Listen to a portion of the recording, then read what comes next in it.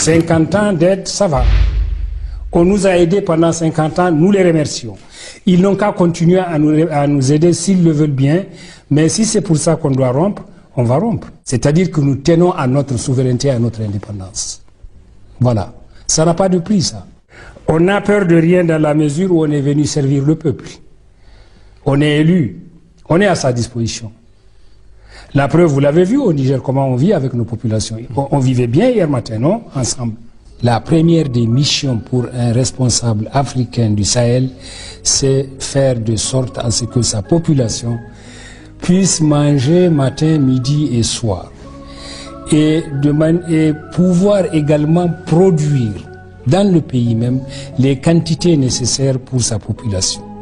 L'importation des produits alimentaires commence à être très très élevée, donc il ne nous reste plus qu'à produire et produire davantage en mettant le maximum de nos moyens.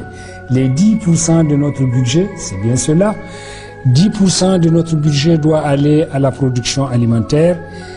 Ben, au Niger, avec 10%, ça ne pourra pas suffire nos besoins alimentaires. Donc alors, nous allons passer de 10%, aujourd'hui nous sommes déjà à hauteur de 10%, nous voulons passer à un chiffre supérieur pour permettre, n'est-ce pas, la production et pouvoir autosuffire nos populations. Nous produisons du niébé il y a longtemps. Depuis des années, on produit le niébé. On a tout le temps parlé de la lutte contre la pauvreté en Afrique, lutte contre la pauvreté.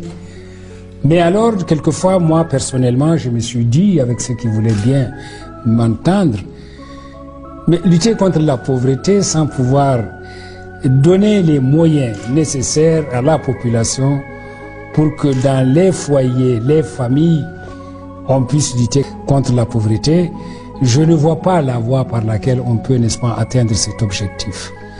Si on doit lutter contre la pauvreté, valorisons les produits de nos paysans en les achetant forts, leur permettant de gagner suffisamment l'argent nécessaire pour pouvoir lutter contre la pauvreté.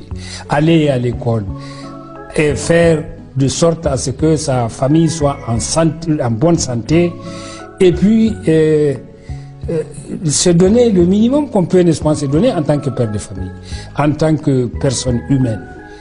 Donc, ma conviction réside là. Il faut que l'État aille en direction de la population, aider à commercialiser les produits du paysan, lui donner l'argent frais et exporter ces produits exportables au plus loin pour pouvoir, n'est-ce pas, le vendre plus cher.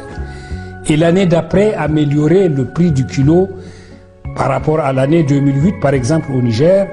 Notre intention est d'exporter le haricot commercialisé cette année, acheté à un prix acceptable, l'exporter, le vendre, et pour la commercialisation 2009, ce qui a été obtenu par la société de commercialisation du haricot, on partage de manière à ce qu'on augmente en 2009 le prix du kilo au haricot. Mais c'est pas tout, il faut également produire autre chose qui n'est pas seulement que le haricot. Il faut produire le sésame, il faut produire l'arachide. Voilà un peu des produits exportables au loin et qui peuvent faire le bonheur de nos populations. On a bien compris votre souhait de consolider le marché local, national. Il faut absolument le faire. On a depuis quelques années entendu beaucoup de responsables, représentants d'organisations paysannes du Nord, du Sud, qui craignent énormément la signature des accords de partenariat économique. On a entendu depuis déjà ces derniers temps énormément de cris d'alarme. J'aimerais connaître la position du Niger par rapport à cette signature qui maintenant normalement doit se faire de région en région, mais on sait que l'Union européenne essaye aussi pays par pays pour essayer de diviser ces régniers. Quelle est l'attitude du Niger par rapport à... Nous, pour ça, nous ne sommes pas d'accord. On l'a dit et répété, nous ne sommes pas prêts à signer, n'est-ce pas, cet accord.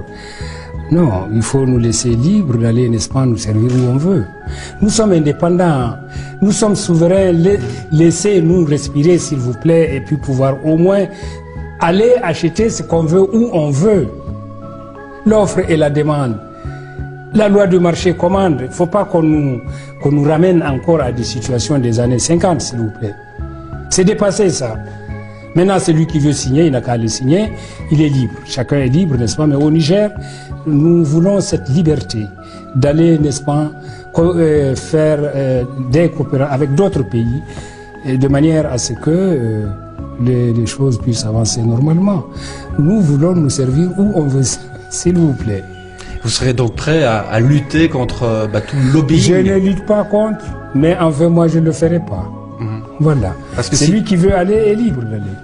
Et si un jour l'Union européenne dit, contrairement à ce qui a été annoncé tout à l'heure ce matin, les 150 milliards, on ne peut pas les mettre parce que vous n'avez pas signé les accords de partenariat.